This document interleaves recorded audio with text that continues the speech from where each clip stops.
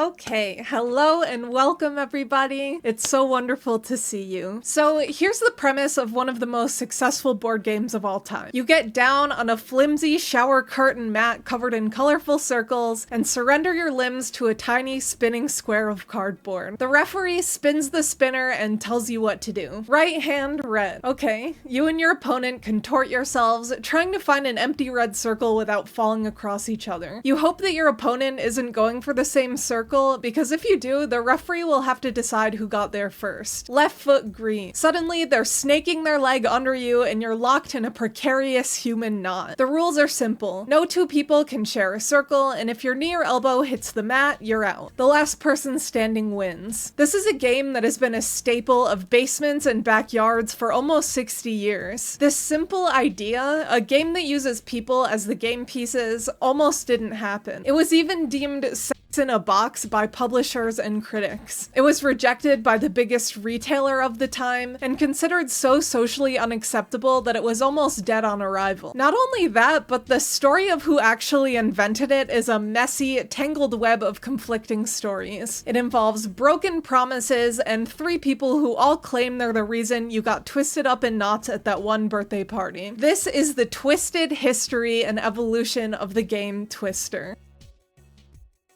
Piecing together what really happened to create Twister was a surprisingly difficult task. In my research, I noticed there are three people who are commonly credited with creating the game. Usually when one is mentioned, the others aren't. The three inventors commonly mentioned are Rain Geyer, Chuck Foley, and Neil Rabins. For backstory, in 1965, Rain Geyer was working at his father's company. This was the Reynolds Geyer Agency of Design. This company created in-store point-of-purchase displays and cheap gifts to be used in promotions for major companies. By 1965, Geyer said he felt constrained by the business model of working order to order with no residual income and was considering taking a new business path. This new path would come to him while working on a mail-in promotion for a Wisconsin shoe polish company, Johnson's Wax. His idea was to create some sort of playmat-based game where somehow the player's feet would be involved, considering this was a shoe polish company. Something clicked about this idea, so Geyer grabbed a giant piece of corrugated cardboard and headed back to where the artists work at the design office. He drew a grid on this piece of cardboard and roped all the artists into testing out the idea. Each player and square on the grid was assigned a color, and the job of the players was to somehow make it to the other side of the board. To be completely honest, I have no idea what this game was supposed to be. Geyer called it King's Footsie and said that the game was such a riot he knew that they had something special on their hands. However, it doesn't sound a whole lot like Twister, and I have no clue how this thing was supposed to be played. At the time, there was reportedly not any other games on the market where players would be used as the game pieces, so I can see that this was a massive innovation at the time. It seems that Geyer continued to develop King's Footsie and then attempted to pitch it to their client 3M, who passed on it. According to Geyer, at some point in the development of King's Footsie, salesmen and brilliant inventor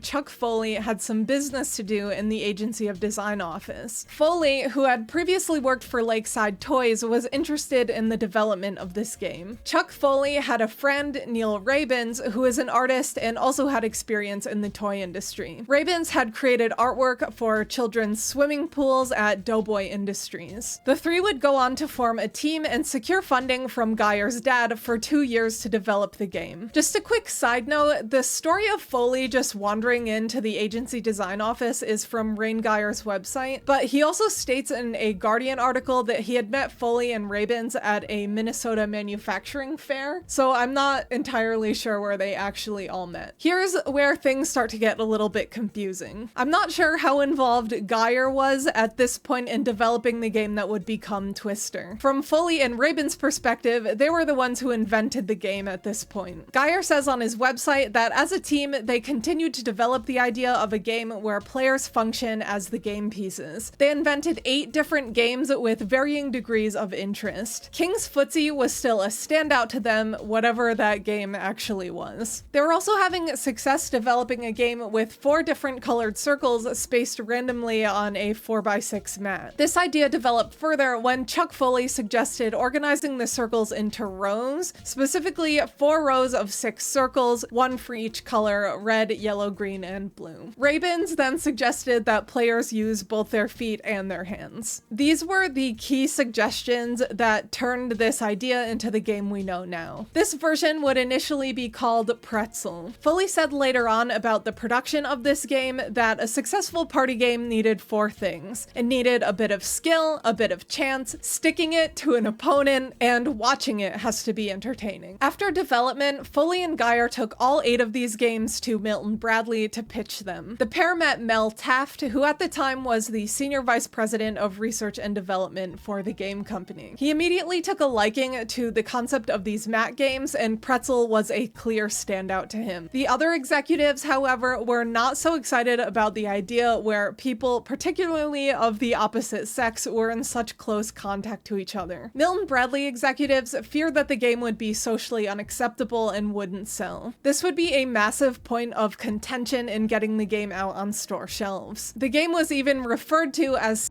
in a box, this quote sometimes credited to competitors, or specifically as Mel Taft recalled to his own sales manager. Despite pushback on the risque nature of the game, Milton Bradley still attempted to go ahead and sell it. The production cost was very low to produce, only really requiring a spinner and a vinyl mat. At the time, there were only 2 machines in the country capable of printing the plastic mat, so Milton Bradley contracted General Tire, which repurposed technology for making shower curtains. Also, there was a dog toy on the market already called Pretzel, so the game was renamed to Twister. Rain Geyer was very much against this name because in the Midwest, a twister has much more terrifying connotations. This ultimately didn't matter because the name would stick anyway. When it came to deflecting the undertones of this game, the box design played a pivotal role. The first game box is incredibly conservative. The game was originally marketed toward kids and teens, but the cartoon characters on the outside are very fancily dressed adults. There's a cartoonish amount of space between the players, who are dressed in full suits and ties and sweaters all the way up to their neck. No skin is showing whatsoever. Personally, I think this art style is a healthy mix of cute and creepy. These gigantic smiles do kind of give me the willies, though. In 1966, Milton Bradley went ahead and released Twister. It flopped massively. Retailers were uncomfortable with the intimate gameplay, and consumers wouldn't touch it. The biggest trouble came when Sears, who had essentially a monopoly on shopping at the time, resisted stocking the game. Their representative flat out said it was too risque for their Christmas catalog. At the time, if your product wasn't in Sears, it was dead, essentially. Milton Bradley even considered completely pulling the game from production. Twister's luck finally turned around when a PR person on Mel Taft's team managed to get this game featured on TV. The game would be played on The Tonight Show with Johnny Carson and guest Ava Gabor. This episode aired on May 3rd, 1966. James Shea, the president of Milton Bradley, later said, "Our feeling was that it could either be a gigantic success or a colossal flop. But one thing we did know is it needed a demonstration, and demonstration meant television." I wasn't able to find a clip of this TV show, but what I can gather was that it was both funny and a little bit sexy. Ava Gabor was a major hottie, and she was wearing a pretty low-cut dress. They played barefoot on the mat, and sidekick Ed McMahon worked the spinner as Carson and Gabor became entangled. A side note, I kept trying to get across Ed McMahon, and it kept coming out as Egg McMahon, so do what you will with that. Anyway, the public responded very enthusiastically to the game after this episode. It appeared fun and wholesome, but I also think the intimacy factor being portrayed positively really helped a lot. The impact was immediate. The next day, stores were being swarmed with customers demanding the game. Twister sales skyrocketed, and sales couldn't keep up with demand. Supply of the game was limited because before this airing, production had halted due to previously poor sales. Apparently, lines formed around the block at Abercrombie & Fitch in New York City because it was rumored they had copies of the game. Sears agreed to sell the game, and it became the must-have toy of the 1966 holiday season. Production reached 40,000 copies a day, and that still couldn't meet demand. Twister would be featured in other shows and plenty of newspaper ads as the sensational new party game. There was even a promotional tie-in with Seagram 7 Crown Whiskey, distributing Twister-themed drink recipe books to stores. The game became a staple at parties. By 1967, over 3 million copies of the game was sold. Teenagers and college students became the game's biggest demographic. The game was doing so well that Mel Taft introduced it to Europe. He says in this Guardian article, English folk were initially a little bashful about the body contact, but kids loved it. The one country where it did poorly was Germany. Mel Taft said, I went out to some stores in Nuremberg and asked people why. Turned out German women didn't like to take off their shoes in public. Anyway, with all this success, royalties started rolling in for Rain Geyer and his dad. Beautiful, isn't it? Wrong. Let's loop back to Chuck Foley and Neil Rabins, shall we? After digging deeply into this, it is clear, in my opinion, that as much as Rain Geyer wants to claim the title of inventor for Twister, he didn't actually invent the game. I do believe he sparked the idea with King's Footsie, and I'm not downplaying the concept of coming up with a game where people are used as the game pieces, but I think that Foley and Rabins were the minds behind what actually would become the game Twister. For starters, Chuck Foley and Neil Rabins are the ones listed on the patent for Twister, filed in April 1966. The patent is called Apparatus for playing a game wherein the players constitute the game pieces. The description of the game in the patent was actually so convoluted that the two had to travel to the patent office to show how the game worked in person. Foley and Rabins both claim the creation of the game as well, and when researching this, I think I understand what happened here. When it came to negotiating royalties made off of Twister, I've gathered that there was a pretty big dispute between Geyer, Rabins, and Foley. A lot of what I gathered hinges on a 2006 interview Charles Foley did with the Charlotte Observer newspaper. According to Foley, he had an oral agreement with Rain Geyer that he would get up to 10% royalties on anything that he made at the firm for the life of the product. However, Foley was never able to collect on what he thought was the royalty agreement. After a heated argument, Foley eventually agreed to 2.5% royalty for only 3 years. This added up to about $27,000 total. Foley, who held 97 patents in his life, stated that he made only this amount from Twister due to the dispute. Twister made Geyer a millionaire even though his name doesn't appear on the patent. Geyer takes credit for creating the game and says he never promised Foley any royalty. Mel Taft from Milton Bradley even said that he feels bad for Foley, who he considers a friend. This is also from that article, so I don't know if Mel Taft actually said that, but that was in the article reported by the Charlotte Observer from Foley's mouth. I haven't been able to find much on Neil Rabins' opinion on this, but after these royalty disputes, both Foley and Rabins moved on to create their own company. This company was called Research and Development, or R&D. This company did well until the energy crises of the 1970s forced it to fold. What I do know is that it seems Chuck Foley carried the weight of making such a bad business deal on Twister, which led him to not trust many future business ventures. He did seem to care more about creativity than making money, but for such a successful game, this is a very sad story to me. His son later described him as extremely creative, but not an astute businessman. During the time of this 2006 article, Foley was living off of some royalties from other things he created and also his social security payments. This always frustrates me. This happened to the guy who created Operation too.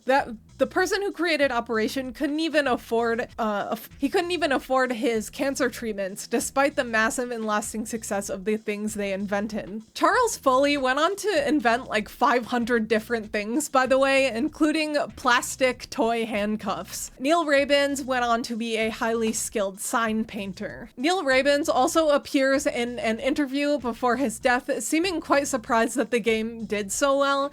He drops this amazing line that took me wildly by surprise. And I'm still getting requests for autographs. And then my son called me and said, hey, they're selling your autograph on eBay for $29.95. I told the wife it's not like I came up with a cure for hemorrhoids or something. No, but the Minnesota inventors of Twist did come up with a prescription for fun. So now that we've gotten through the drama of the conception of Twister, let's take a look at the evolution of the game itself. Over the years, Twister had quite a few redesigns and spin-offs. I've organized these into the most accurate timeline I could possibly muster. This is no simple task. I noticed also when creating the operation video that the evolution of these games are not super well documented. You can't really find each box design easily accessible, and dates of each release aren't super accurate. A lot of the dates I found were from people including a date on their eBay listings or piecing together what I could gather from different advertisements. It all starts with the 1966 box. As mentioned before, this box was carefully designed to deflect any controversy. It's covered in cartoon adults in their finest clothing, all dressed up in suits, ties, and the sweaters buttoned all the way up. The men on this box have wide, cartoonish smiles that are pretty unsettling, and they're also in very stark contrast to the beautiful women on the outside of the box. There's an unrealistic amount of space between the characters playing the game on the box. As featured in the corner of the box, the game bills itself as a stock and feet game. Perfect for your family or rumpus room. If you're feeling really crazy, you can even bring it out to your lawn or patio. The vibe of this whole design is polite, sock-footed fun. The original design of the game mat itself is the classic shower curtain colored spot board that won't change much going forward. The spinner has a drawing of the characters from the outside of the box, as well as some rather cute pictures of feet and hands. It won't take long for the characters on the spinner to be removed. The instructions for the game are printed on the inside of the box, and it includes a few different ways to play. There's the classic way, as described before, with a few options for bigger or smaller groups. There are instructions for a round robin tournament where players can form groups of 2 and battle each other. They also include instructions for a 2-player game if there's no referee to spin the spinner. In this version, one player calls out a color and the other calls out a limb until someone falls over. According to the instructions, the player who calls out a limb should pick one that they want to move the most, and the opposing player should choose a color that would make that particularly difficult. This original 1966 box sticks around for about 8 years or so, but we see some spin-offs before the box even gets a facelift. Twister was a massive success and incredibly cheap to produce, so unsurprisingly, lots of similar games start popping up on the market. Just 1 year later, in 1967, we get Animal Twister. This game was clearly targeted to a younger demographic, which may be due in part to the original Twister being such a hit for teens and young adults. Young children are featured on the outside of the Animal Twister box, all having a blast and falling all over the mat. The gameplay of this one is quite different as well. In this version, players spread out a similar vinyl mat on the floor, this one dotted in pictures of animals. 24 cards representing the animals pictured on the mat are thrown into a plastic grab bag. A referee or card caller is chosen. The card caller chooses a card from the bag, which tells the players which animal and which limb they have to use to capture the animal. The players must rush to be the first to either put their hand or foot on the animal called. Whichever player is first to achieve this wins the card. The person at the end of the game who has the most cards is the winner. I don't believe this game ended up being a very big hit, as I didn't even hear of it until I started making this video. Animal Twister was not the only attempt to expand the players as game pieces board game empire. We end up seeing imitators like Parker Brothers' Body English, which I still don't fully understand. This was followed by Milton Bradley's Game of Love in 1968 and Swivel in 1970. The market was becoming quite full of these party games, but Twister was the only one that really stuck. While all this was happening, the official patent for Twister was issued in 1969. As mentioned before, Neil Rabins and Charles Foley are the creators listed on the patent. This patent is very nice looking, filled with drawings of the characters shown on the original Twister box. The first big shift to the Twister box design comes in 1974. The cartoon characters are ditched for a photo of real people playing the game. We maintain some extreme physical distance between the players, but they're no longer cartoons. Everyone is still dressed very conservatively with no skin showing. We have sweaters all the way up to the neck, and we have blazers. Even this dude's lip is dressed conservatively, all covered up by a mustache. This box change comes with a new advertisement and jingle as well. You can't tie you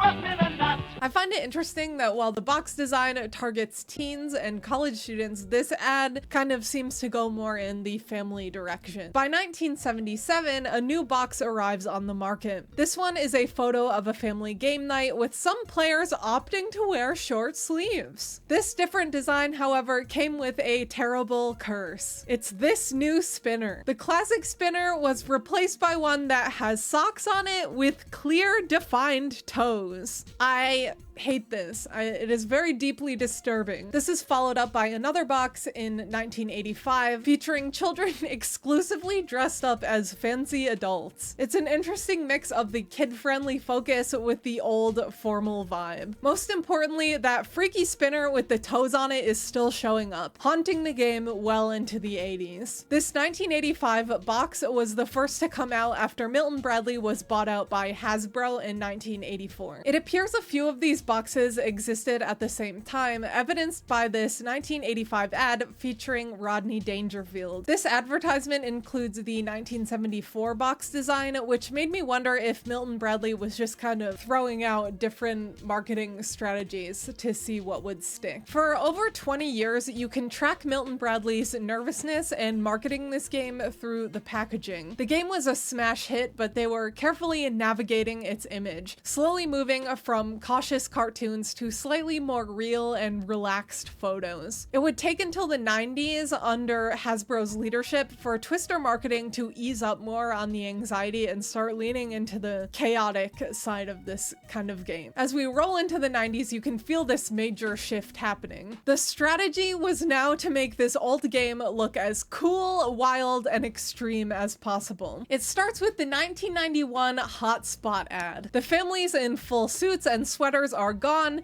and the players are now shown on a beach in swimwear. This advertisement is particularly cool to me because of the nice little sketchy effect that appears when a player puts their hand or foot down. The demographic they appear to be targeting at this point is older kids and teenagers, marketed to make the game look fun and new. In 1993, we get what I believe is the first Twister mashup, Super Soaker Twister. The box says it plays just like Twister, and it appears the board hooks up to a hose. A bold move is made on this one to feature someone shirtless. They also put the phrase "get wet and wild" on the outside of the box. The biggest departure yet came in 1994 with Twister Moves. This version was barely Twister, feeling more reminiscent of Dance Dance Revolution. Interestingly enough, DDR wouldn't come out for another 4 years. This game came with 4 colored mats and 2 music CDs that shouted dance instructions. The rules were to just try to get the dance as accurate as possible, and I can imagine lots of arguments were sparked because of this game. The box has 4 kids looking somewhere between excited and scared, with these CDs appearing to be flying toward them. I had a later version of this game, and the gameplay is actually very, very fun. The next promotional tie-in came in 1996 with a special Super Bowl version sponsored by Hershey's. This version is notable for the first major swap in the classic Twister mat design. This one opted to use football helmets as the colored circles. The Twister experimentation got weirder in 1997 with Totally Twister. This game was a complete departure, changing the Twister brand from a floor game to an electronic game. This cube was more reminiscent of a Bop It, with the cube giving instructions on which buttons to press with each body part. This made me really realize that this was a golden age for these little handheld electronic games. I keep mentioning Operation, but Operation definitely had one as well, and I know I had a Tetris one. When I was looking up Totally Twister cubes, I saw a lot more of these electronic sort of games. These things are really neat. So somewhere between 1998 and 2002, we get 2 new box designs. On one hand, we have this freaky big head box. This one had some pretty uncanny drawings of teens on the outside. The color scheme is a bit more muted in comparison to the other box we get at the same time. This one is fully cartoon characters with a spinner colored in a way that hurts my eyes. I haven't been able to find all the spinners, but this one has a straight up foot and not a sock. At least it's not the sock with the defined toes. I can be grateful for that. I do, however, hate the colors on this spinner. I think that the brand's visual identity was kind of all over the place series at this point. In 2003, we get an updated Twister Moves, which I think this is the one I had. The premise is the same, but we get an updated matte design. This one comes with 3 discs, totaling 144 dance sessions. I was really excited about this because the lovely Sedation Basin uploaded the first disc on YouTube, so we can see what this game was like. Here's a little example. Home. Home. Jump. Oh, y'all are looking like real dancers. Some versions of the game came with a remix of She Wants Me by Nick and Aaron Carter. In 2005, they added a remix for I Can Do That by Nick Cannon. 2004 brought us 2 new boards that aren't very exciting to me. We get one classic Twister game that has a box kind of mixing the big head, uncanny style with the cartoon style of the last 2 boxes. We also got a Bratz version, which has a big Bratz doll on the outside and also some like young girls playing the game. The board and spinner of the Bratz version had those iconic Bratz lips on the spots on the board and the spinner. Thankfully, the color scheme of this particular spinner is not the dreadful eyesore messy colors one that I don't like. A huge year for Twister came in 2006 when the Twister Dance DVD game dropped. This game was an evolution of Twister Moves, opting to change from CD audio instructions to DVD video. Thanks to G. Skylar on YouTube, we can still watch these wonderful 3D modeled dancers demonstrating the moves the players are supposed to do. I wish I had more to say about this game because I would love to just keep showing footage of this game for a while. I think these animations are stellar, they hold up so beautifully, and I think I'll just enjoy watching these. 1 spin, 2 spin, 3 spin. That same year, we also got 2 outdoor Twister games.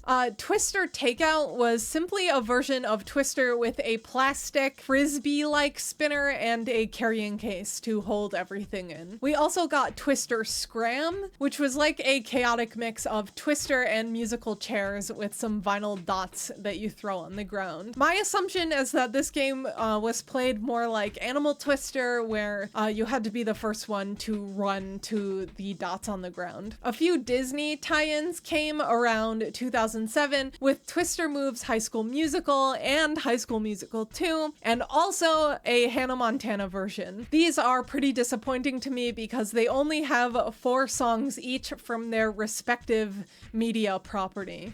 It's kind of lame. It's not a whole lot of songs from the show or movies. At least the Hannah Montana one had the actors for Oliver and Lily calling out the dance instructions. The other ones had DJ Ray and I don't remember the other DJ's name off the top of my head.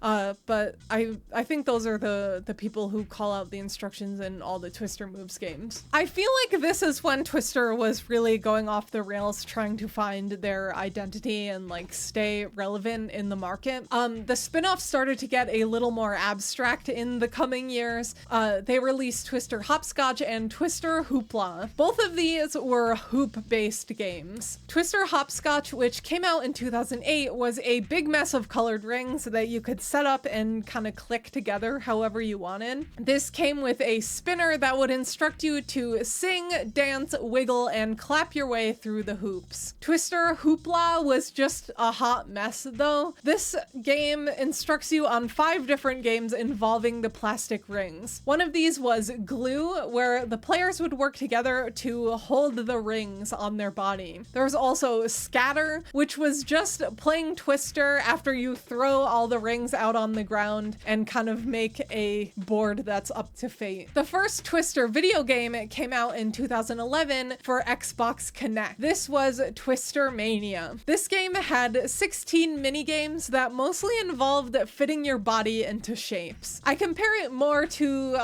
like Hole in the Wall. There was that show around that time. Anyway, this game had nothing to do with Twister. At this point, Twister was kind of just branding anything that had colors and your body involved. The next disappointment comes in 2012 with the Twister Dance console. This console was preloaded with a couple of songs, including Till the World Ends by Britney Spears and Whip My Hair by Willow Smith. This game comes with colored spots you kind of throw out and dance on, as well as a dance machine. The game involves lights flashing on the console, which indicate which spot on the floor you should step on. Watching this review of the game by TTPM Toy Reviews, it's pretty clear to see that this game kind of sucked. The spots look like they move easily, and the lights are really hard to see. This game, like Twister Moves, didn't really have a scoring system. It was just kind of up to the players. I saw a few different versions of the dance console in my research as well that would come out later on. Twister Dance Rave is pretty similar, with a redesigned console that appears to have brighter lights that are easier to see. Still the same spots though. Another Twister Dance game came out later on that didn't even have spots to dance on. It just had a little screen with 4 different dances that you could learn and dance along to. This one in particular also required 4 C batteries, which is really wild to me. I'll also note that all of these consoles functioned as an MP3 player speaker, and it used like beat matching to allow you to play along with your own songs. A lot of these consoles only came loaded with like 5 songs on them, so I can imagine you would get pretty bored after a while if you didn't add in your own. Things continue to go off the rails in 2013 with the Twister Rave era. To capitalize on the popularity of EDM music at the time, Twister produced a set of toys that had very little to do with the original game. The Twister Rave collection included the Dance Rave that I just mentioned, the console, but it also had rave rings,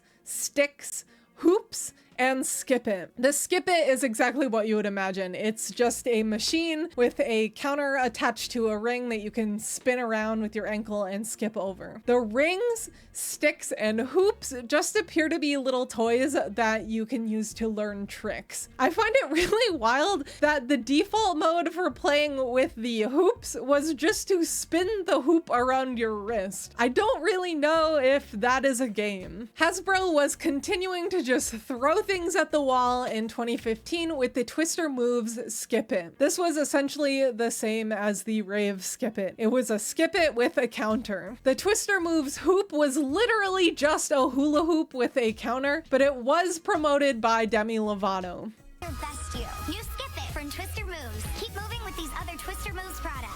Hip Hop Spots was at least a little bit more interesting, reminiscent of a Bop It for the floor. Players would just kind of hop on the corresponding spots. I'm very curious how easy this thing was to break. The only classic Twister game that came out this year was Twister Ultimate, which was just Twister but twice the size. This box got this silhouette redesign that would stick around to today. You can still find this silhouette box. Blindfolded Twister comes out in 2017, and I think this is actually quite an interesting take on classic Twister. The design of this game is in dark mode, and I think it's pretty nice to look at. For this one, the spots on the mat are textured and players are blindfolded. Players are supposed to feel their way around the board after the spinner calls out where they should place their limb. It's interesting to note that the colors and patterns on the spots are not organized in the classic rows. I think this is a really interesting sensory twist on the Twister formula.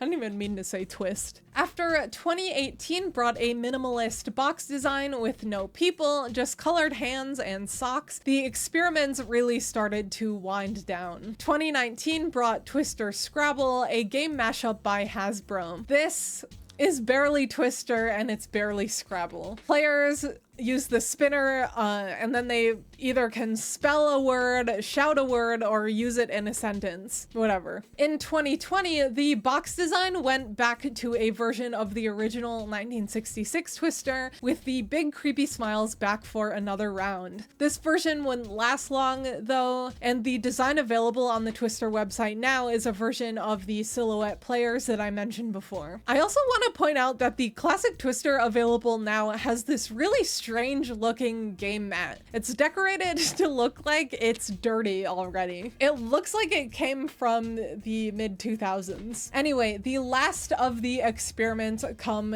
down the line in 2022 and 2023. In 2022, we get Twister Splash, which is a reboot of Super Soaker Twister without the Super Soaker branding. The box is the silhouette players, and the spinner is a small, hopefully waterproof circle. The game also came out in Ultimate, which was twice the size, and Junior, which was made smaller for kid players. In 2023, we get Twister Air, which is the only experimental game still available on the Hasbro website. This game really reminds me of Beat Saber, or there's another one. I'm gonna have to look up what the name is, because I have played it before.